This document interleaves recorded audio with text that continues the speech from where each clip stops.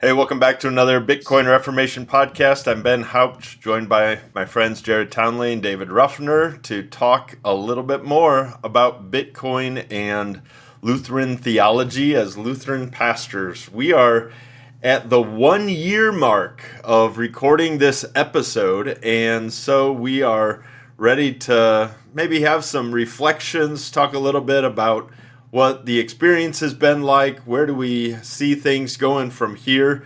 But it's nice to have all three of us back. It's been a good while since we've had all three of us in for a podcast episode. And so let's do some checking in and just see what's the latest on the families. So, Jared, how are you guys doing?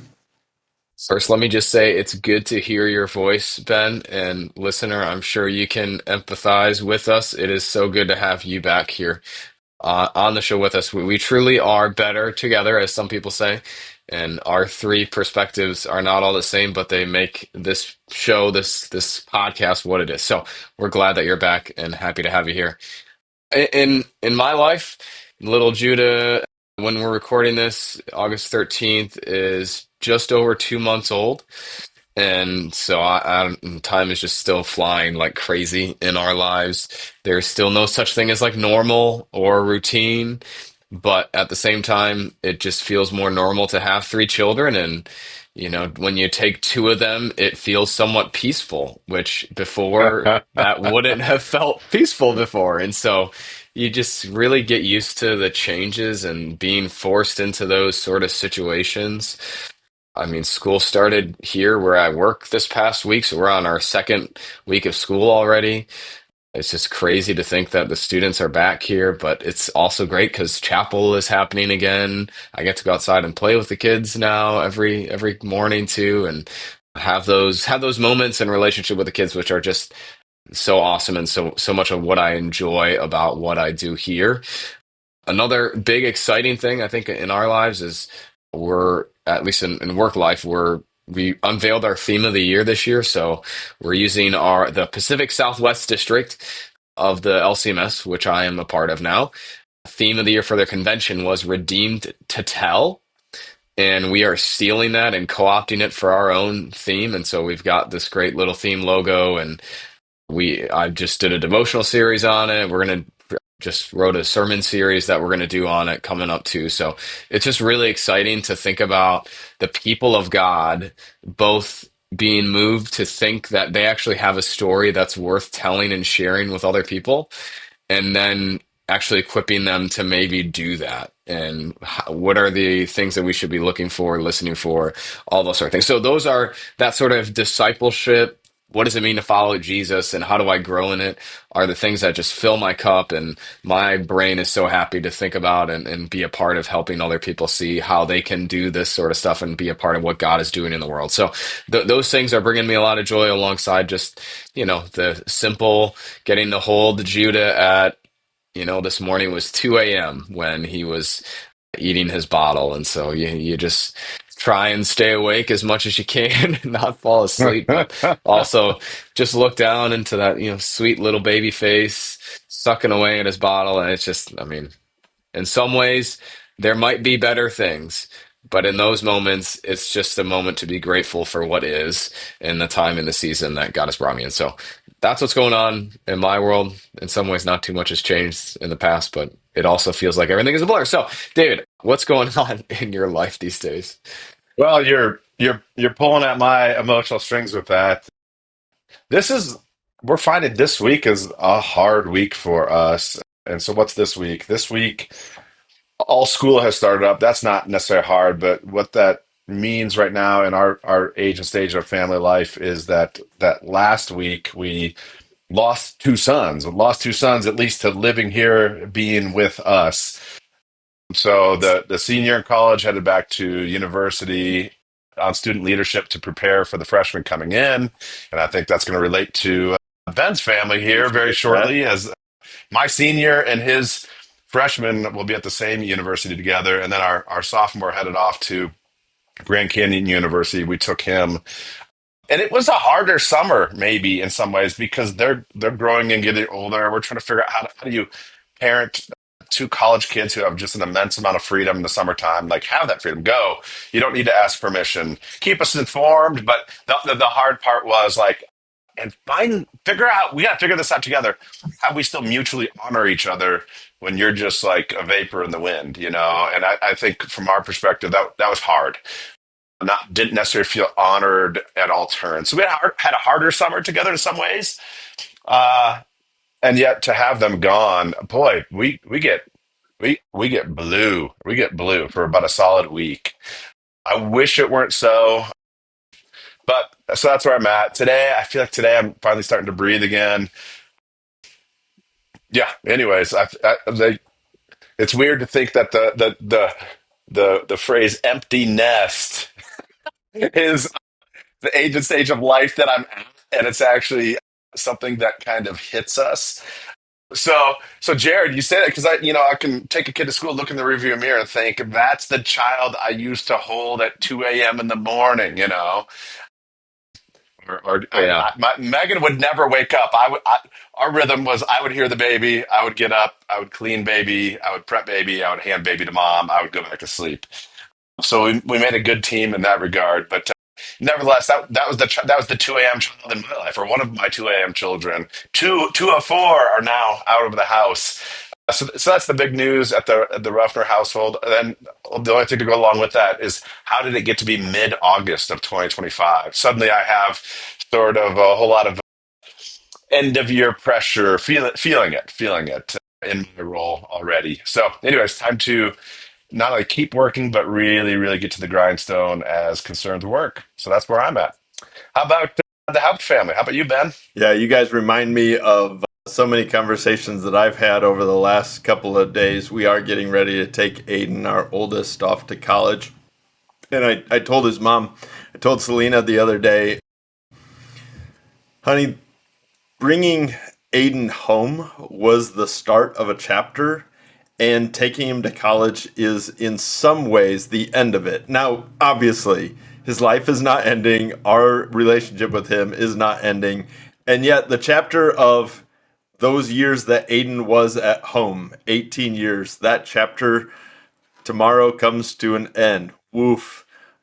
I've been so on the road this summer that I hardly have had time to let it sink in, and I think it will sink in over the next couple of days.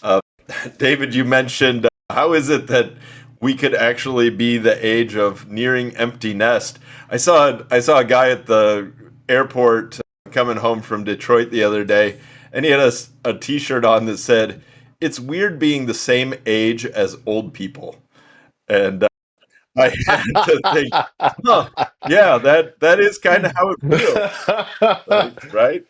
Weird being the age of old people. So yeah, we're getting there, but in a lot of ways, having just a ton of fun. Our youngest son is headed to high school, and he'll have freshman high school orientation tomorrow. So big life changing stages for both Haupt kids, and that's exciting. I'm excited for them. They're excited for the changes, and that's what we have to stay focused on so that we don't get too weepy too quick.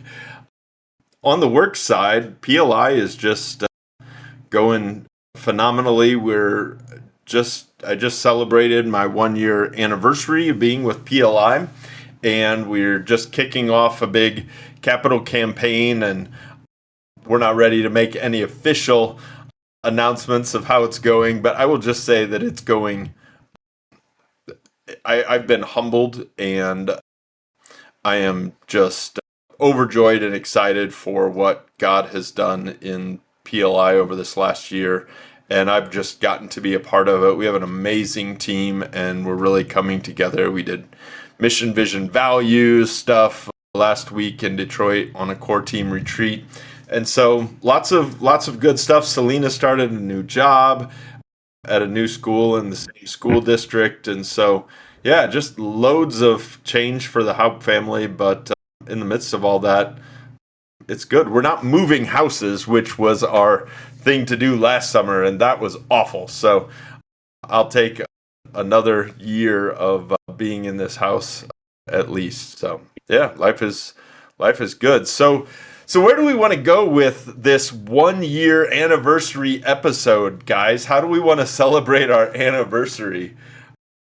What are we we're going to talk about? We have a couple of topics, and I think David and Jared have kind of teed those up. David, you had some questions maybe to Well, do a little. yeah, but my first one was like, what if we go around the horn one more time? And I'll ask the question, which means I'm not going first then. But a year plus of doing this, what are our impressions and takeaways so far of just being a part of this? A I'll go first. podcast, three Luther pastors on Bitcoin and theology. So being the one that does most of the editing for the podcast, I've been, I don't know what the right way to say it. I've been surprised and both disappointed, like how much traction I feel like we've gained. It's one of those like we started from nowhere, and you have to remember that. And you also have to remember we don't really have like a captive audience. So I do devotional videos in a podcast where I work here, and I have what I call a captive audience, right? If I post it to our Facebook social media pages, they will see it because they like our church page. And so we're very different in that sense that we're trying to start something and find an audience to listen to. But yeah, at the same time, it does seem like there's a decent core that listens regularly.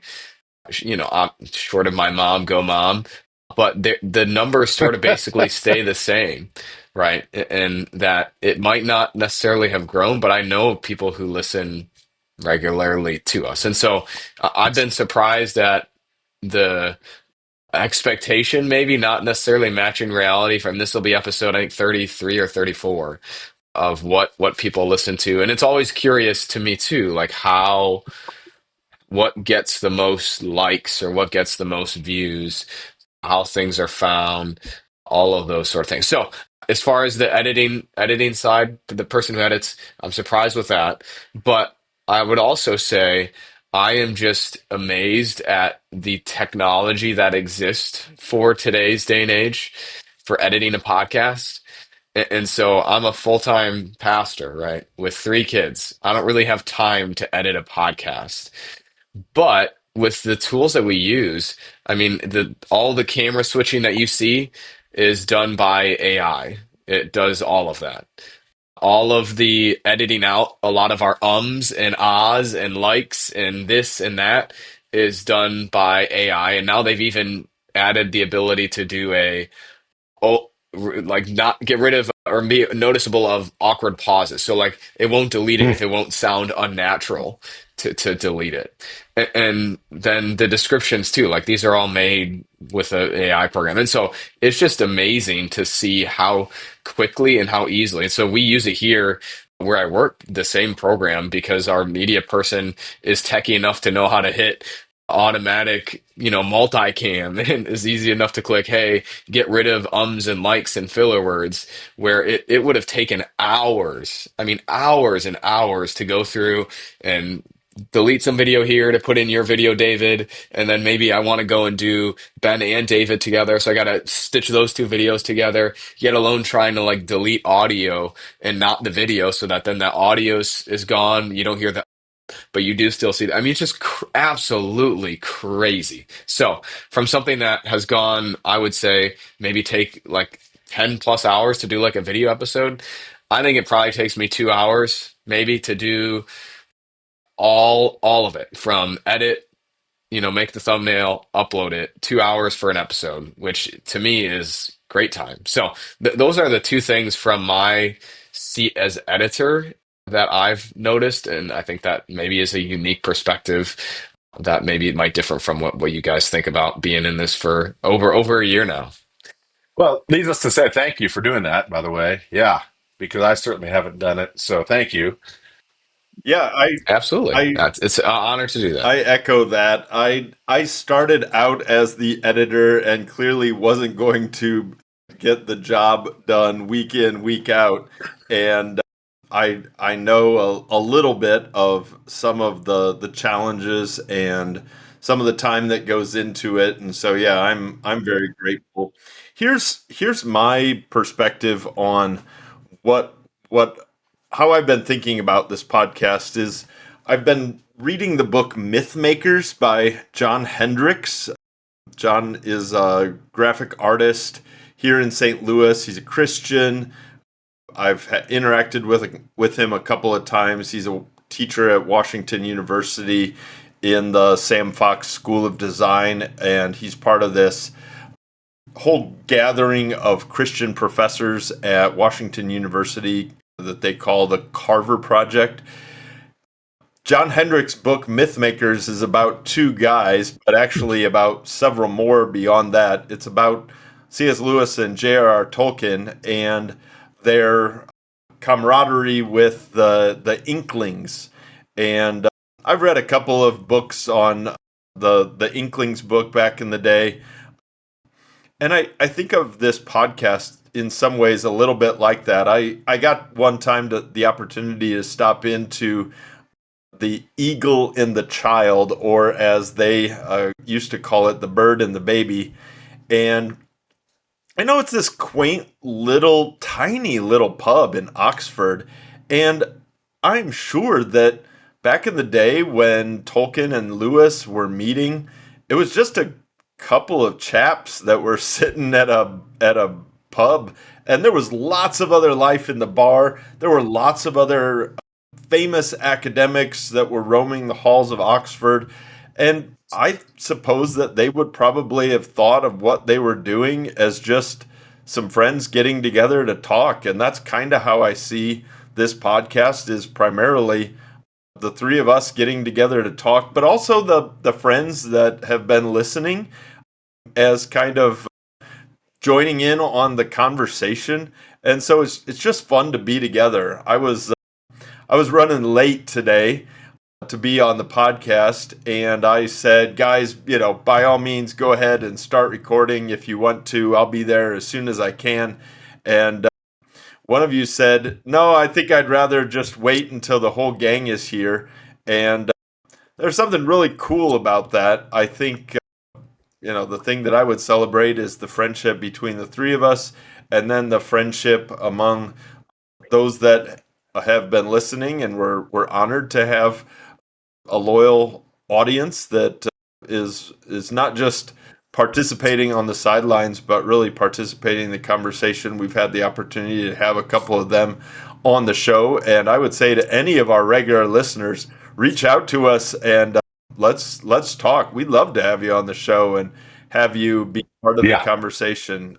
That's, for me, it's just having fun, and who knows what will happen with this podcast, but I'm sure that the first year that the Inklings were meeting, people weren't thinking, "Whoa, these chaps they're set to change the world." They were just having conversation over some pints, and so yeah, I'm having a lot of fun with it. How about you, Jared or David? I guess we're Well, yeah, I mean, That's it's great. fun. Let me start with a sad piece of news for you, Ben. The Eagle and the Child, it is temporarily closed. what? It is without ownership. They are not selling pints there. That's Now, I love the crazy. fact that, to check it out, I pulled it up on Google Maps, and thankfully it does not say permanently Mm, closed. It says temporarily closed.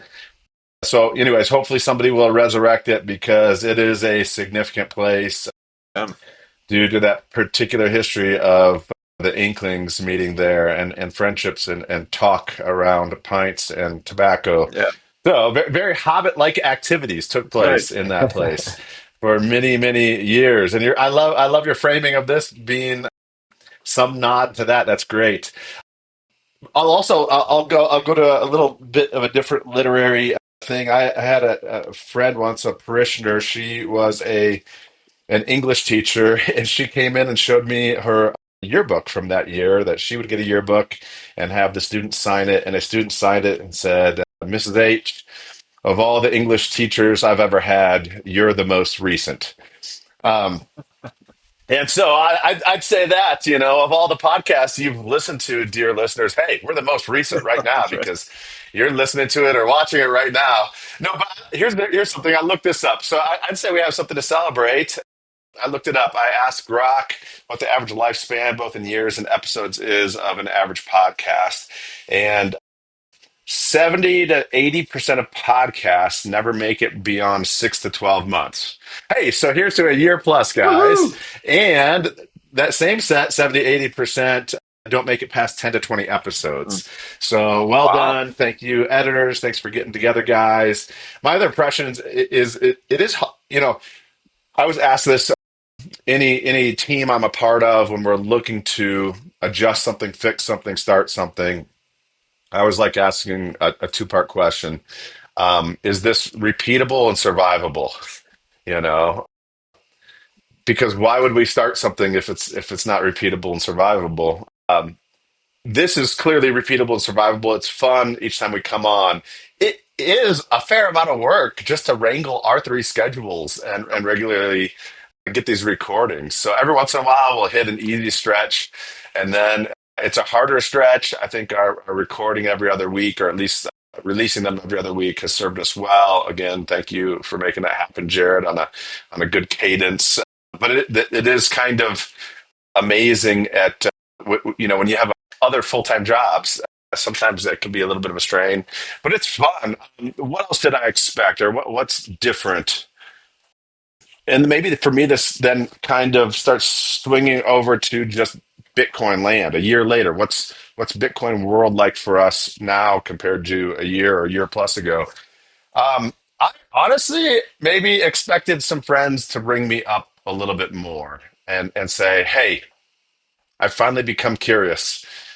Where do I start? I know you had an episode about it, but are you still saying the same thing? Where would you have me start?" That hasn't happened a lot. Yep. I shared with the guys before we recorded. A friend from the Northwest texted me and another guy. He said, "Boy, I just looked at my Robinhood app, saw the prices of things. And I think I owe you a big apology, David." Well, that's from like 2.5 or 3.5 years ago. While on some extended car time with this gentleman, I pitched him. I pitched him hard. Um, and he just didn't bite. He didn't bite, and now he's giving a small apology. But I don't know that he's rotated into it at all. I don't know that. Anyways, it's interesting. A year later, and the big stories on Bitcoin are for the most part corporate and national stories. Retail is not the story seemingly this time around, at this point in this cycle. And I don't. I think I wanted corporations and nations to get into it. I never really saw it as sort of to the exclusion, or at least eclipsing in terms of magnitude, the the retail side, which is to say individuals or households. So that's a quick take on where Bitcoin is now, a year or a year plus later from when we started recording, at least in terms of how I'm looking at things. Well, then let's go there. So one of the things that I look back on in the last year, I mean, we're really almost at a year and change because I think it was somewhere in March that we started. Right. So, I mean, we're almost celebrating our 2 year before we know it too. But the massive political change, I think I would say. So let me just remind us, like last year in September was when Trump was almost assassinated in my backyard, basically. And the amount of changes that have happened in the regulatory, the governmental sphere is unreal. I mean, it is unbelievable just how different things are with our current administration for Bitcoin itself and broadly speaking, cryptocurrency or crypto assets, whatever you want to call them. And I was texting, I think my brother sometime this past week that when Trump had issued the executive order about allowing 401ks to invest directly into alternative assets, one of those being Bitcoin, that just how bonkers is it compared to what was, call it a year, call it 2 years ago, when banks that were working with crypto companies were saying, hey, we can't work with you anymore, that there wasn't I wouldn't necessarily think there was a threat that Bitcoin was going to be banned, but I'll speak for myself. You speak for yourself. That there was a part of me that was wondering if what they were going to do was cut off every single off ramp, and so we can't ban it itself, but it's effectively, banned, or effectively it's useless to you. And there was a real, I don't know, a real feeling or a fear, not that it was going to die, but that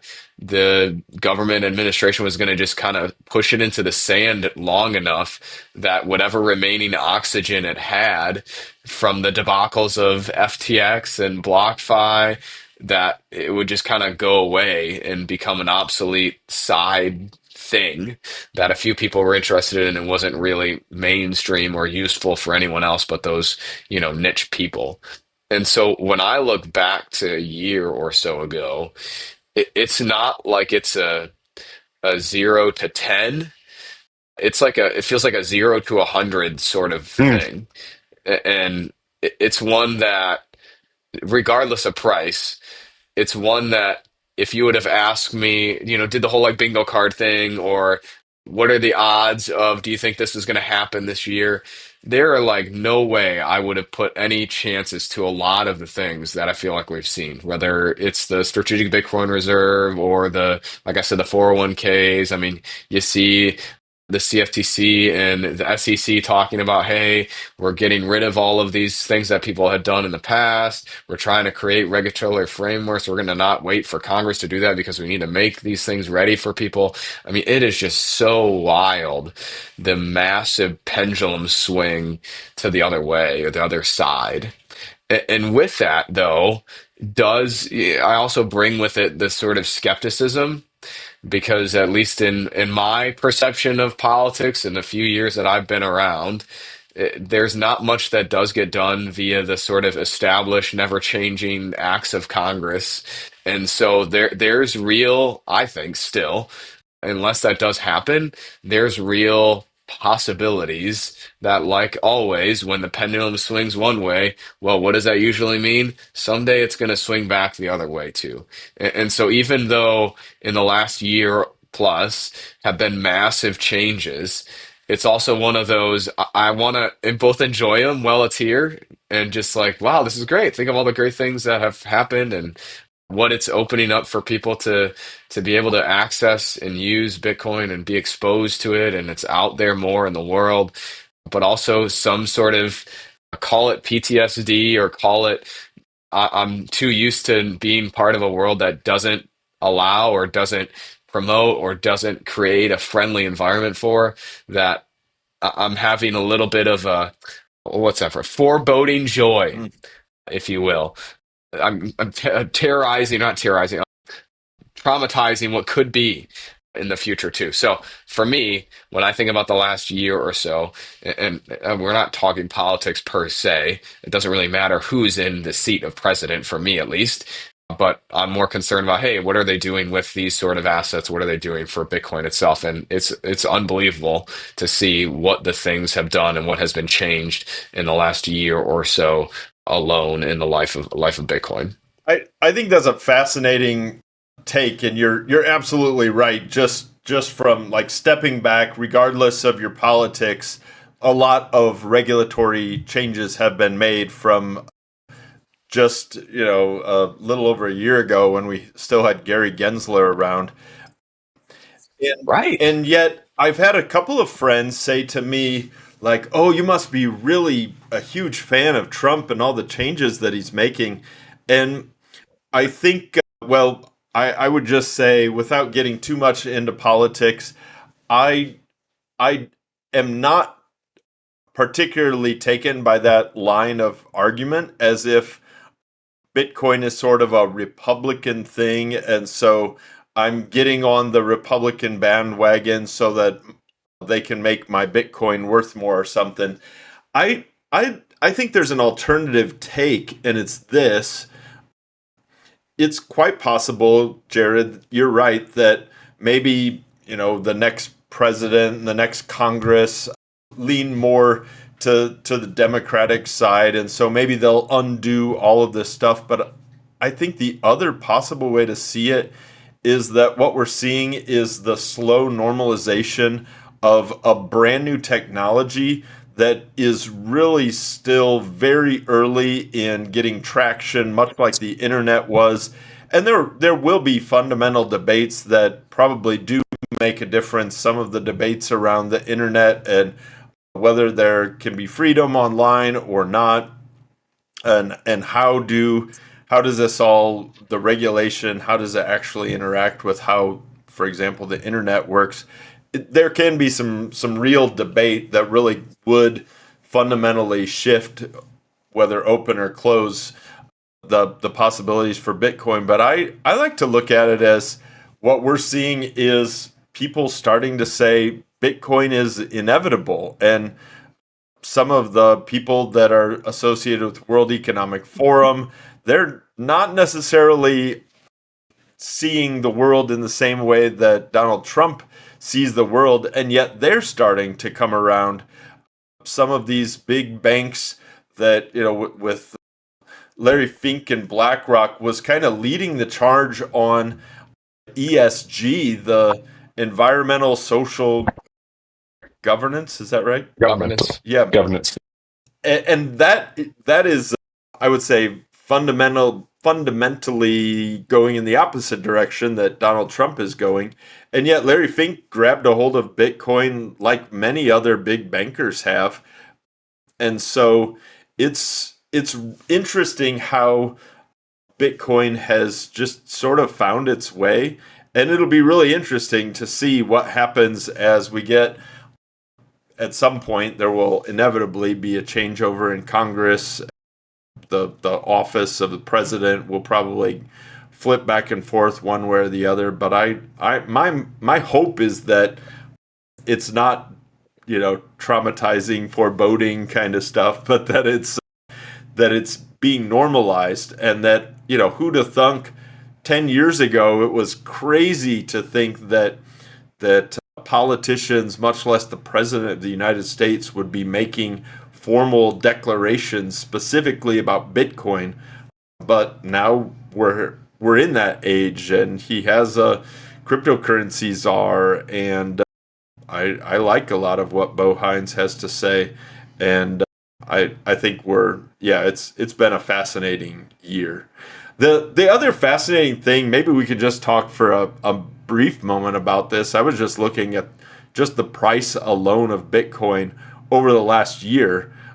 So, I mean, it's fairly convenient that a year ago, Bitcoin was essentially at 60, and today we're essentially at 120, or as of this afternoon, maybe climbing up out of that little stretch of the 120s and maybe into 125 or so, 122, I guess. It's just fascinating that in 1 year's time, Bitcoin has doubled in price. And I'll just say there aren't a lot of other investments that I've made that have the compound annual growth rate that Bitcoin does. And so, here we are a year later and Bitcoin has doubled. What do you guys think about And go up? I don't know about you guys, but with Bitcoin being above 100,000 now for somewhat of a regular amount of time, it's that age-old thing. Like, it takes a lot more of it to go up for me to feel excited about it, and a lot less of it to go down for me to be afraid of it or to feel oh man, it's going down. Is this going to be it? Like, is this the early cycle peak, and is it just going to have really big diminishing returns? So, lest you think though that I'm like a Debbie Downer all the time, I really do see, Ben, that the case in point. I mean, what you're saying is the Overton window shifted massively, right? And that the president has shifted the window in what is normal, so much so that now it doesn't matter who is in office, you can't undo what has been shifted. Exactly. And I totally would agree with that. I totally would buy that argument for sure. That what is and what is acceptable has now changed in the eyes of a lot of people, and not everybody, but certainly in a lot of people. I'm to dovetail with this, to keep running with this. I'm thinking of something you mentioned earlier in the conversation, Ben, which is the title of that book, Myth Makers, right? So they are the myth makers. Lewis, I'm trying to think. It was Lewis, though, and hopefully one of you can remember the quote. with just a little bit more clearly than maybe I am. I'm probably going to paraphrase it here. He said Christianity is one myth amongst many, but it's got this one distinction. It's the one myth that became true or is true. Yep. So you can talk about Lewis and Tolkien as myth makers, and and and then you can talk about a myth that became true. 10 years ago, Bitcoin, I think, was much more mythical, had mythical properties. There are people who were saying what it was going to become. I mean, in the very early days, I just saw this recently, a gentleman by the name of Hal Finney said he would anticipate that a sort of final state of Bitcoin in dollars, based on dollars at the time, would be $10 million per Bitcoin. Wildly laughable when Bitcoin, I think, was worth less than $1 at the Less time. than a He penny. just looked at less than a penny. Okay, so he's looking at the network, he's looking at the technology, he's looking at the world as it presently is around him, which is to say, governments, fiat money, the just trust us, we're just going to print it this one time, but we'll never do it again. You know, and then talk about a myth that ends up being a lie in that case. So he saw that.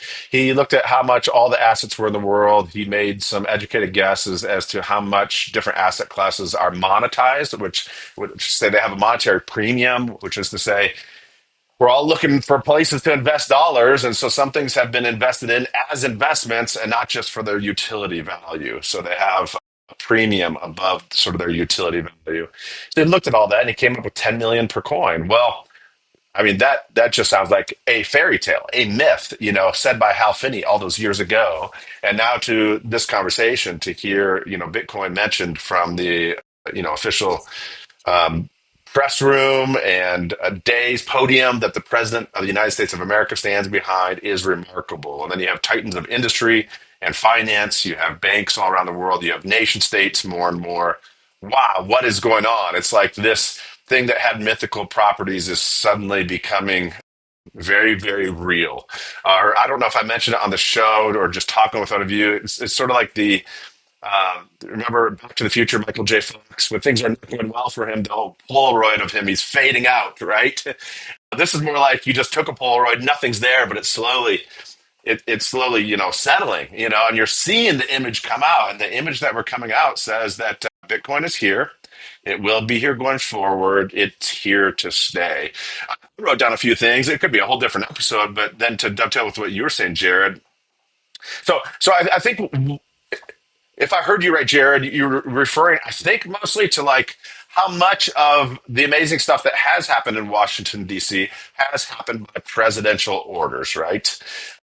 So, so the president from his office is issuing orders. The problem is they're not laws, and he's supposed to be, the executive branch who executes the laws as passed by Congress. Those laws, of course, then can be tested by the judiciary, but in this case, he's telling the rest of the government he's kind of making mini laws, and they're just not. They just don't stand. They're what goes truly back and forth more than anything else, as evidenced by how many of the former president's executive orders that he struck down immediately, and now he's using that more than ever before. So I totally agree with that. The sort of back forth of executive orders, and could we be prone to that? Yes. However, the amazing thing that is happening in the present is this ability of Bitcoin to get out to more and more parties, and that's individuals for sure. But now it's going to Wall Street basically, and what we know, and this is a really cynical thing to say, but it's a true thing I believe is once something becomes entrenched in Wall Street, um, it's I think it's more durable than an executive order once it gets entrenched in Wall Street. And even some level of laws or rule setting go back and forth, back and forth. But once Wall Street has their fingers in this, I mean, BlackRock, biggest asset manager in the world, their most profitable revenue line now of all their revenue lines is their Bitcoin ETF. which is less than a year and a half old. So, I mean, I think based on that, and again, it's a little bit cynical because, you can say money talks, value talks. I tend to think that it's here to stay. It's more enduring via what's happening to on Wall Street, even if that's in part due to what's happening at 1600 Pennsylvania Avenue. But it's more durable, yes, than the executive orders themselves at the present. I think that's a really unique take. I mean, the power of, I mean, this is what we talked about last episode, right? The money as communication, as a language. Mm. And the one with the money and the most dollars has a lot of power and control. I mean, you think about when there were rumors that BlackRock was in the game to get a Bitcoin ETF, the feeling of most people was, oh, this will succeed because it's BlackRock. Not it had nothing to do with like really the Bitcoin ETF itself, a little bit with the Grayscale lawsuit, but a lot of it was, well, this is Larry Fink, and when Larry Fink talks, Larry Fink asks, Larry Fink gets what Larry Fink wants in many ways. And so to think about it from the perspective of, hey, these are what the people who have the influence and the power outside of necessarily the government want and desire. I totally am on board with that. That they have more staying power, I think is another way to say durable. They have more staying power and authority regardless of who is in the office. And if they are pro Bitcoin, then that generally would mean that Bitcoin is around to stay. I want to go back to this whole thing about myth because as Go for it. as you were talking about it, I got fascinated with some connections. So let me try this idea out. So, obviously Tolkien and Lewis, to get theological for a second, which I hope our listeners have come to expect and maybe appreciate a little bit. Tolkien and Lewis were both absolutely what you said, David. The thing that they were interested in myth was that myth had become reality. Myth, the story had put on flesh and bones, and Jesus dwelt in our midst. And they talked about the difference between the Christian myth and other myths is that the Christian myth is true. They also had this interesting idea that perhaps other world myths were people who were kind of sensing their way towards something, but they just didn't quite have all the pieces, sort of like the story of the blind people and the elephant and not knowing what they have a hold of. And that in Christianity, all these different myths find their fulfillment. But here's another part of the myth thing that they were really interested in was that it's not true that the world is always the same. And they really push back hard against this idea that, and Joseph Campbell, who was George Lucas's mentor for writing Star Wars, Joseph Campbell wrote this book, Hero with a Thousand Faces, and his basic argument is that every myth is the same and that human beings have been writing myths since human beings have been able to process. He was, I think, bought into evolution and all this kind of stuff, but sort of that there's nothing new under the sun. And what Lewis pushed back on is that no, Christianity became something new, and that miracles are part of this, where God actually steps in and something new happens. And so, without pushing that too hard, I do think that we talk a lot about Bitcoin, and we're trying to find these allegories to what is Bitcoin like. Maybe Bitcoin is like gold, or maybe Bitcoin is a commodity like grain, like corn or something like that.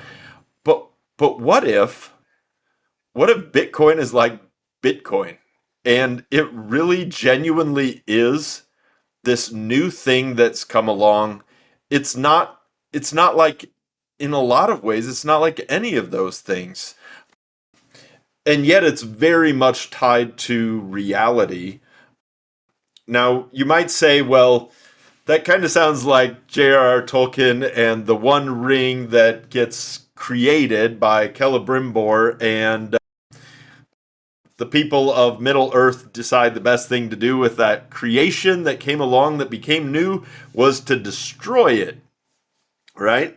And some people read Tolkien and The Lord of the Rings as kind of anti-technology, but I think that would be to miss the real problem with the One Ring, which is the problem with the One Ring is that it's all about power, and especially a centralization of power where one person gets to wear the ring. In that case, yeah, absolutely destroy it. I don't want to have any part of that. Power corrupts, absolute power corrupts absolutely. But but I think Bitcoin is not that way. And I think Bitcoin has the potential to be this new thing that's come along, and it doesn't have the story of let's cast it in the cast it in the fire in Mordor. It actually could serve as the foundation of a new sense of freedom for a whole group of people. So I will admit that I've been noodling around on some kind of novel or something that would tie some of these thoughts together. And maybe this is my first public time talking about that, but I don't know. We'll see. That was a lot of rambling, but it's kind of fun to see all those little threads pulled together. Well, and how often do we run into stumbling blocks when we try and like explain Bitcoin like something else? Yeah, You know, that when we compare it to other things, that actually is a problem because then we bring with it all of the baggage of all of those things. And so, I mean, you could choose whatever example you want, but it's like this is unhelpful ultimately because all analogies, all allegories fail. And yet, you know, we're somewhat related. I'll come back to bear with me. We're thinking about starting a new worship service here that's targeted for families. So 30 minutes long, 0 to 5th grade. Hey, you don't come to church often. Maybe this will help move the needle. So a loud sort of environment for you, your families, your kids. We want you to be together. Don't go to kids' church. We want you to worship as a family.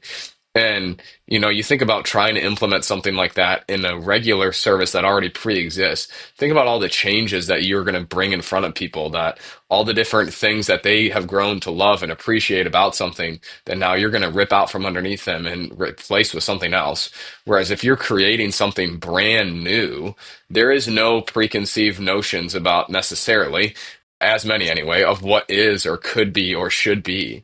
And so it's so much easier to start with something that's new than to create within necessarily a system with baggage, with preconceived ideas about what is and should be.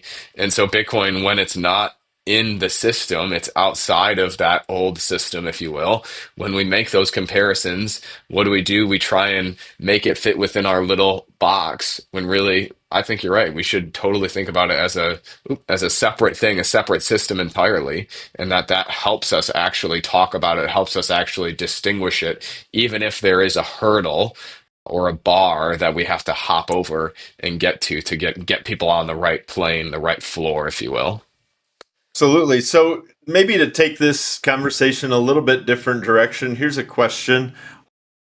What listeners or what conversations have you had in the last year that give you some hope that a few people are listening, are starting to get it, are thinking in the right direction? Maybe they're not fully orange pilled as we talk about in the Bitcoin community, or maybe they are.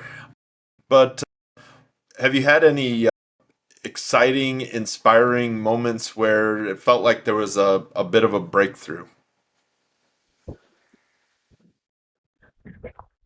I wish I could. Yes, answer is yes, but it's not as far from home as I wish it were, which is to say, neighbors, friends, close or far. I think for me, it's been more conversation with my own growing children, and then even Megan at time. Megan's always listening to some degree. She just doesn't have the appetite that I have for it, and she likes to know about it. She's also pretty well trusts me on a lot of stuff, and it's been an evident blessing to us in terms of honestly savings, as I think we've framed it before. So for her, proof's in the pudding, and here we are. But for the kids, it's it's it's not just me talking to them. I've been doing that their whole lives. Poor kids, right? But it's when they go somewhere and come back and say, "Hey, this came up." My one son, like I was talking to, he works at a boat dock. They rent out paddle boards and kayaks for Big Bear Lake here in California. And just through the summer, my one son he's just a good conversationalist and has had some conversations with folks. One time, the guy was wearing a Bitcoin shirt, and he's like, "Hey, you into Bitcoin?" The guy's like, "Yeah. What do you know about it?" And so for Josiah to be invited to tell somebody else what he knows about it, and then to tell me what he knew about it, and then to have a little bit of back and forth with the guy, I'm like, wow, that's great. Or off to school, a certain topic comes up, and it's not just money. It's not just money, although sometimes it could be money, but something to do with, you know, Western culture, philosophy, and tradition, I guess is what I'd say. And to see my kids tie it into to conversations we've had around Bitcoin, and that's not just to say we might do a show in the future. I'm trying to get a pastor on who put a social media post up that was peculiarly negative, I thought, about Bitcoin. Shared it with these guys. I've engaged a little bit with the pastor about it, but I came out of the blue, quite negative, and it sort of suggested that any decent position of Bitcoin is ultimately a hoarding position. Hoarding has to do with kind of gluttony and covetousness and not care of neighbor, this type of thing, and therefore is sinful. It was sort of a wild take to me for several reasons. We're going to see if we can't still engage that pastor as a guest on here with that. Would love to do that. But here's my kid talking to me about Bitcoin and the dimensions. He cannot talk, he and they, when we've had larger conversations, they cannot talk about Bitcoin simply as personal treasure. They see it as hopeful for the carrying out of their vocations and their place in the world. And they're sharing this with me in a way that's not strained or cheaply parroted, like I'm just going to give back to dad what I know he likes, but is thoughtful, endearing, touching to me. Not just because it's about Bitcoin, but because it is about neighbor, and because it is about the world, and because they're thinking about some things that I just certainly was not thinking about at that age. And a lot maybe goes into that. I think this is not universally true, but maybe this is true that, well, we as pastors practice in our vocations chancing what can be considered dangerous or difficult conversations, which is just to say the life of faith, uh, catechetical conversations, teaching the faith, life. It's possible, therefore, that maybe we are one of, I'm sure, quite a few vocations where our children around the dinner table are somewhat advantaged by that, right? That's possible. I mean, that could be have some huge explanatory fact between what I think is amazing that we're able to talk about around the dinner table, not every night, but some nights and many nights, compared to what I think my family talked about around the dinner table growing up. That possibly has some explanatory fact, but pastors don't have a corner on that by any means. Anybody can, and again, in this case, it was about Bitcoin. It's about care of neighbor. It's about vocation. So that's where I've seen it.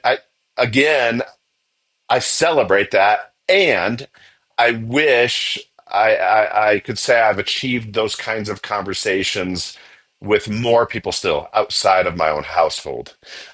But isn't that the way it goes? Maybe even with the faith itself. So the Christian faith, which by the way, let's just say it one more time here, way more important than Bitcoin. And we talk about that, that's more talked about and taught about around our dinner table than Bitcoin by any means. But anyways, that'd be my long answer to your question, and I thank you for the question because you gave me a chance to kind of think about it, delight in it, and hopefully express that a little bit as well. So the ones that I think I've seen win or success with, I mean, there's some near and dear to me, right? We've talked about that already that have now started to buy Bitcoin, which is great. But I'll share a little bit of a conversation I had with somebody here at the church that I serve. So, recent member on our board of directors, which is our sort of governing body over the church, over me, etc. And I'm just trying to get to know these people, what they love, what they care about, what they think we should be focusing on, all those sort of things. We were out getting pints, if you will, and just talking about life and ministry, where he's from, what he's done, and he serves in a traditional finance role, not as like an accountant, but as the like lead customer service person. And so that means he's been very involved in setting up processes. You have to know a lot about things if you're going to be talking to the people who are asking questions about their portfolios and the wealth that they have and the assets that they're holding, all those sort of things. And so I just said, hey, you ever heard of Bitcoin, or what does your people think about Bitcoin? And I'm usually used to the oh yeah, oh whatever, the oh, you like Bitcoin, that's weird response, but he was very open to it. And so that was a very unique conversation because the question I made to him was, well, then what do you think if this is where he talked about what his company's analysts think about price predictions and whatever. But if this is where we think it's going, you think your company thinks it's going, what do you think about the other people around the table? Would they be open to a conversation about this? And he went so far as to say, I think you got to at least try. And I'd be willing to sort of say, hey, yeah, I think this is good, and we should think about this. And that, the best way to get people to understand it is to dip their toes in it, which I think I can really appreciate when I think about someone getting into Bitcoin, that we're not asking you to dump your life savings into it, although we somewhat think that once you understand it, that might be a logical conclusion for you to reach on your own after you've done your own research, not investment advice. But at the same time, where does that start? But just somewhere. And so it was really, I mean, I don't know if refreshing is the right word, but it's my why as a pastor who cares about this is still the mission of the Church of Jesus.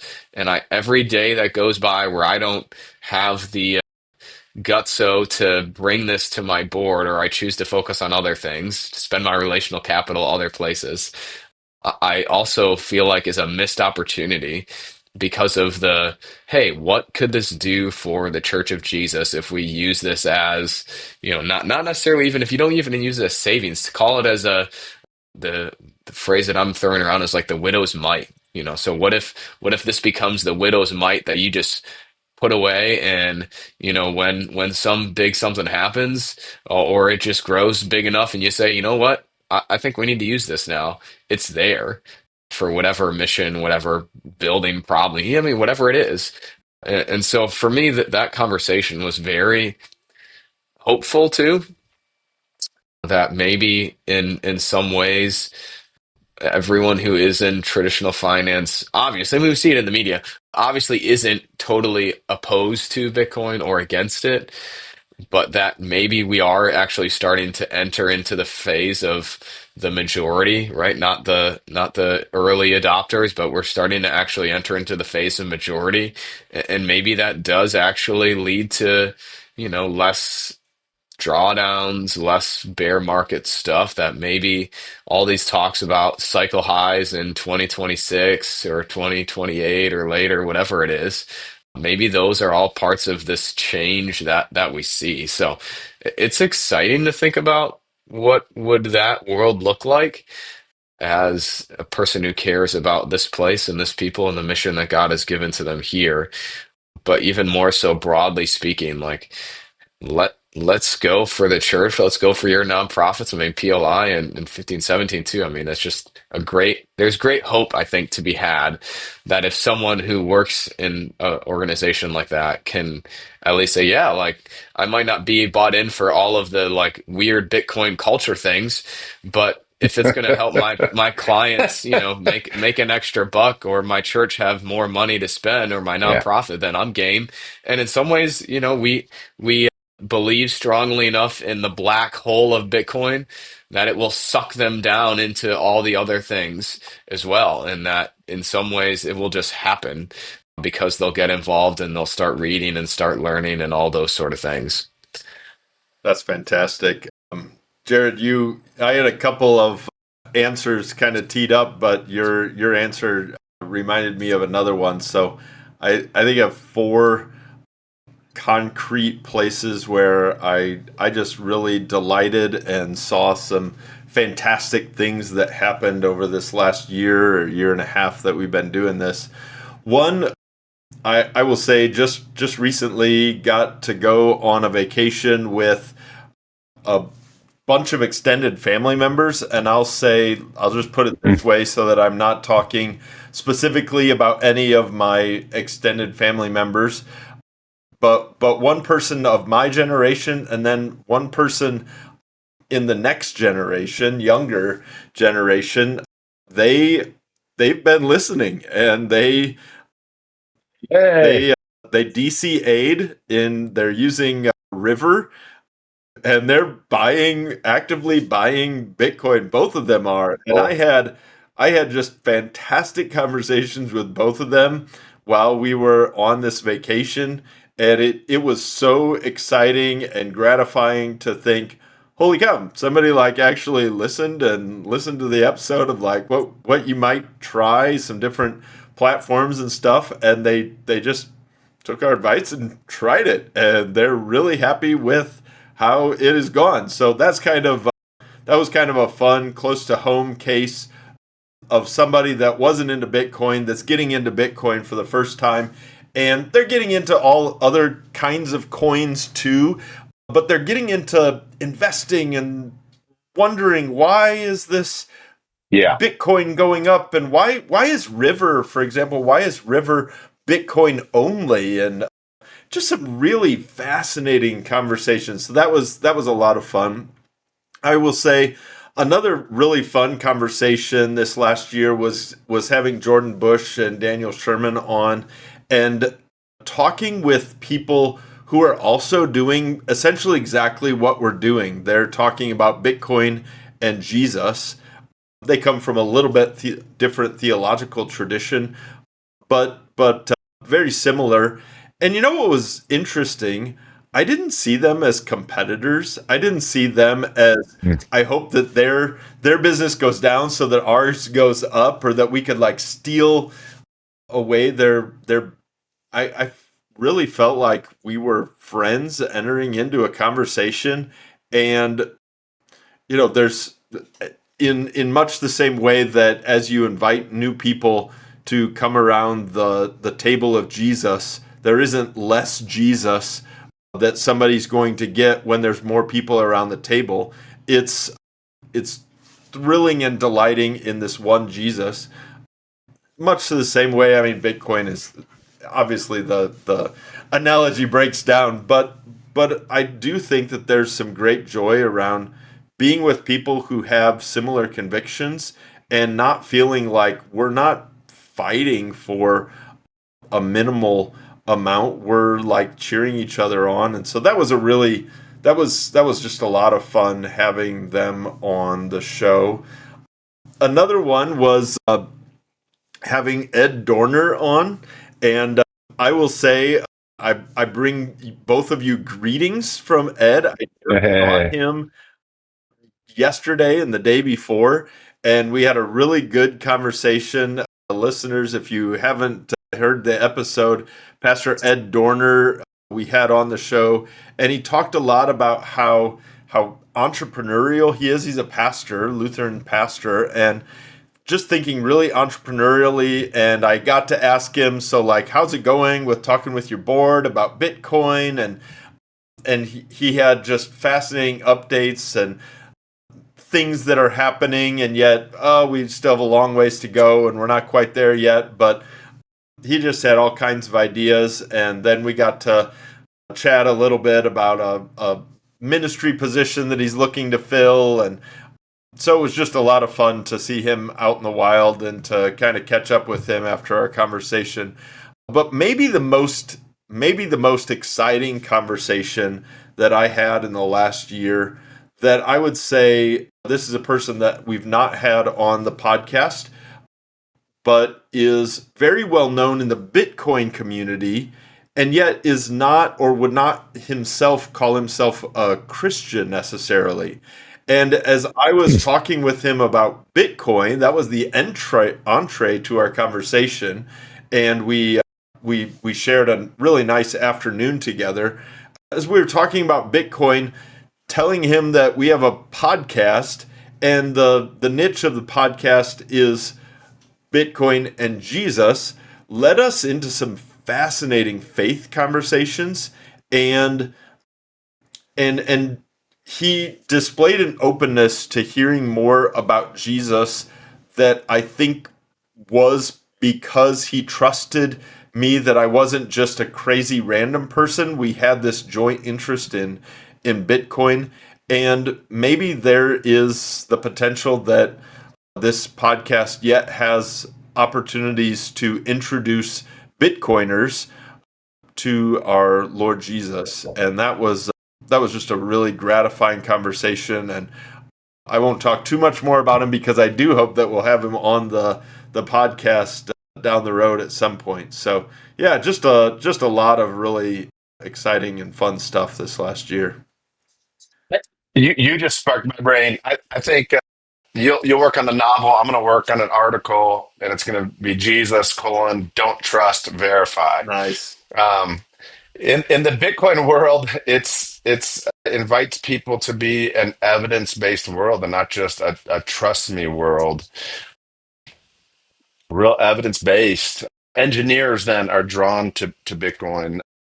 Similarly with the gospel of Jesus, I think it's waned in recent years, but for nearly 100 years, one of the great vocational groups of people who came to Christianity were lawyers who set out, and journalists at time as well, to disprove Christianity. Yep. And yet, in trying to collect the shoddy evidence, so they ran into good evidence, and in many cases became Christians. It's a wonderful thing. But so I've wondered about that for a long time, Ben. I love that you had the chance to venture such a conversation. Here we are. Yeah, this is a Bitcoin specific podcast where we talk the faith as well. In our daily lives, we probably most often talk to people who trust in Christ about Bitcoin.